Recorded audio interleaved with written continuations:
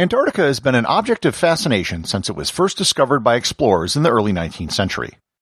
Despite never having had a permanent human population, or as far as we know even a temporary population, Antarctica does have a history. Perhaps not as long and rich a history as Africa or Asia, but a history nonetheless. Learn more about the history of the seventh continent at the bottom of the world on this episode of Everything Everywhere Daily.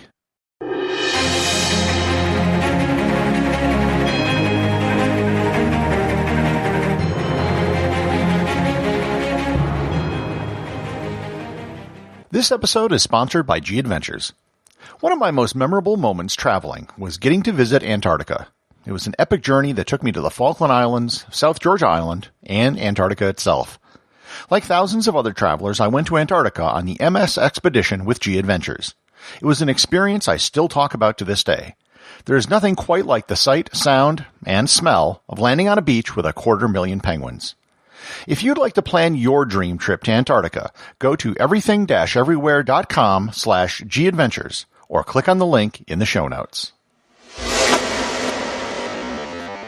The history of Antarctica goes back 175 million years when the Pangaea supercontinent broke up and the landmass which became Antarctica separated from its neighbors Africa, India, and Australia. At that point, there were actually animals and plants on the land we call Antarctica, but it also wasn't at the bottom of the world this time either. Slowly, over millions of years, as Antarctica began to shift south, temperatures dropped and precipitation piled up. Whatever plants and animals which existed on the landmass died as things got colder and light during the winters disappeared. As things got colder, the snow and ice began to pile up. Seriously pile up. As moisture in the atmosphere fell as snow, it never left. It piled up so much that today there's over 4.7 kilometers of ice above the surface of Antarctica. As human civilization arose around the world, no one, to the best of our knowledge, ever visited Antarctica or knew of its existence. However, there was always speculation that there was some land in the south. No one actually had any evidence of a great southern land, but it was a belief held by a great many people. Aristotle said, quote, "Now since there must be a region bearing the same relation to the southern pole as the place we live bears to our pole," unquote. Aristotle, who I might add was pretty much wrong about everything he thought about the natural world, figured there had to be land masses that balanced each other out on each hemisphere.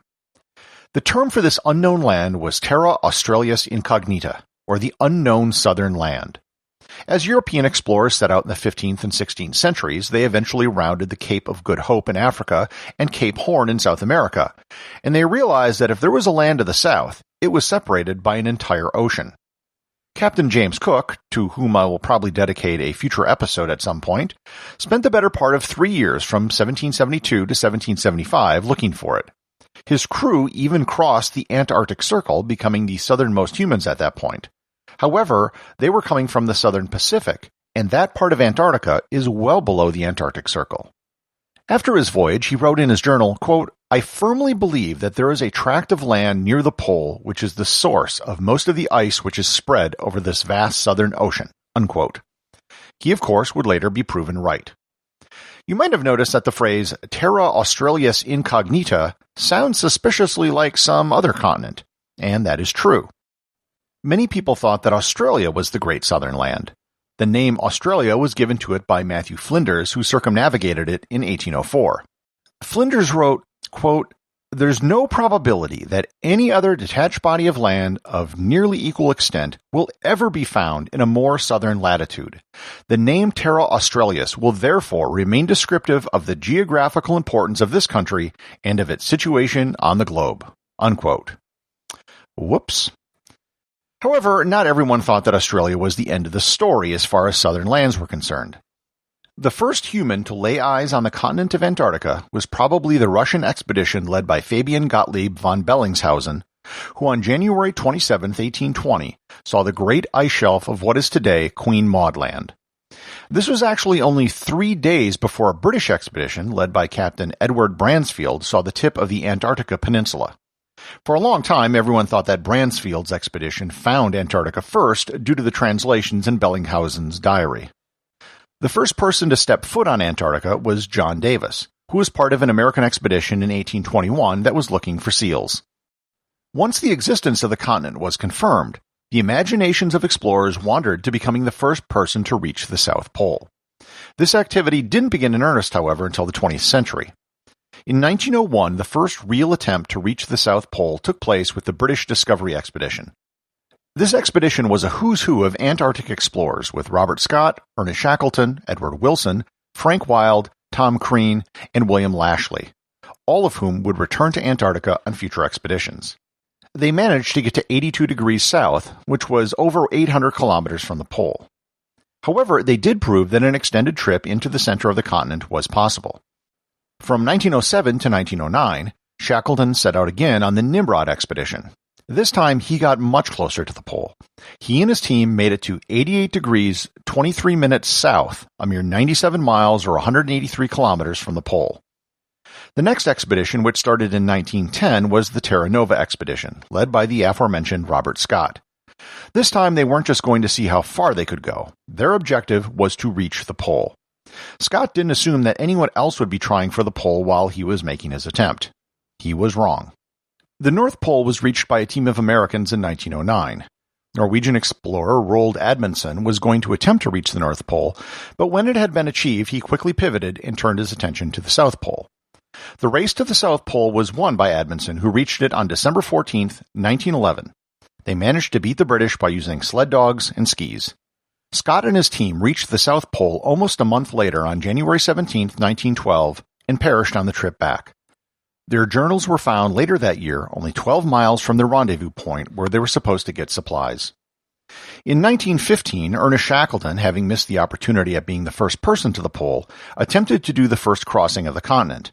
The expedition was a total failure, with their ship having been stuck in ice and destroyed. However, it began one of the most remarkable tales of survival in history, and ended almost a year and a half later with a harrowing voyage across the Southern Ocean in a small boat and all of his men surviving.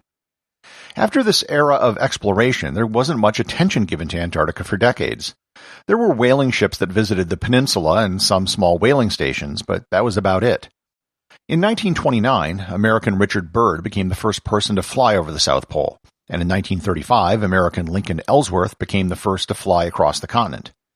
It wasn't until 1957 that anyone actually returned to the South Pole, since it was reached by Scott and Amundsen in 1911. Sir Edmund Hillary, one of the first people to summit Mount Everest in 1953, led the Commonwealth Trans-Antarctic Expedition, which crossed the continent overland, competing what Shackleton failed to do 40 years earlier. During this period of exploration, countries were staking claims in Antarctica. Britain, Norway, Argentina, Chile, Australia, and France have all made claims to the continent. All of the claims are wedges that meet in the South Pole, sort of like slices of a pie, and many of the claims overlap each other. Brazil, Peru, the United States, Russia, and South Africa have all also reserved the right to make future claims. All of the claims, however, were suspended in 1959 with the signing of the Antarctica Treaty. Officially, the continent doesn't belong to anyone so long as the treaty remains in effect. Currently, there are about 70 permanent research stations in Antarctica from 29 different countries. The largest station is the American McMurdo Station, which can house up to 1,200 people during the Antarctic summer. All logistics for the base are done through Christchurch, New Zealand. There is also a permanent base at the South Pole. It's the Amundsen Scott South Pole Station, which is also operated by the American National Science Foundation. There is actually a 995-mile or 1,600-kilometer snow road which connects the two bases. The road is just compacted snow with filled-in crevices. In the summer, the population of Antarctica is approximately 10,000 people, and in the winter it drops down to about 1,000. There have been people born in Antarctica. In 1978, Argentina sent some families there to help establish their claim. Emilio Marcos de Palma became the first person born on the continent on January 7th of that year. The deadliest disaster in the history of the continent occurred in 1979, when an Air New Zealand sightseeing flight crashed into Mount Erebus, the second highest peak in Antarctica, killing 237 people on board. The British base at Port Lockroy runs a post office, again to establish their claim, which claims to be the southernmost post office in the world. And I mention this just because I've actually sent a postcard from there, which took the better part of a year to actually arrive. Tourism is the only real industry allowed in Antarctica. Each year, about 30,000 people will visit the continent, the majority of which are on small expedition ships. The International Association of Antarctica Tour Operators, or IATO, regulates about 95% of the operators who visit Antarctica. While most of the land in Antarctica is covered with ice, there are some areas known as dry valleys, which are some of the driest, most desolate places on Earth. The cold weather ensures that there's no humidity.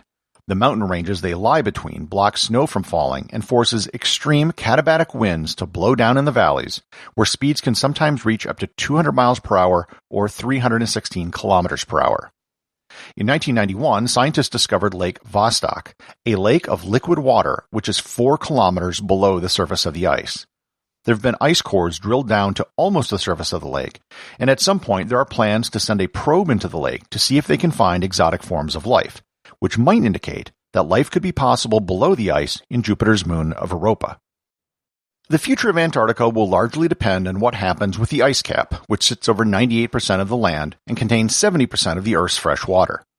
As the Earth warms, more land may get exposed, which could possibly start a race for resources. If that were to happen, the Antarctica Treaty could very well fall apart. For the time being, however, Antarctica will continue to be the least populated, driest, highest, and coldest continent on planet Earth. Executive producer of Everything Everywhere Daily is James Makala. Please remember to support the show over at patreon.com, where you can get exclusive merchandise and to leave a review on Apple Podcasts. Leave a 5-star review to have your review read online.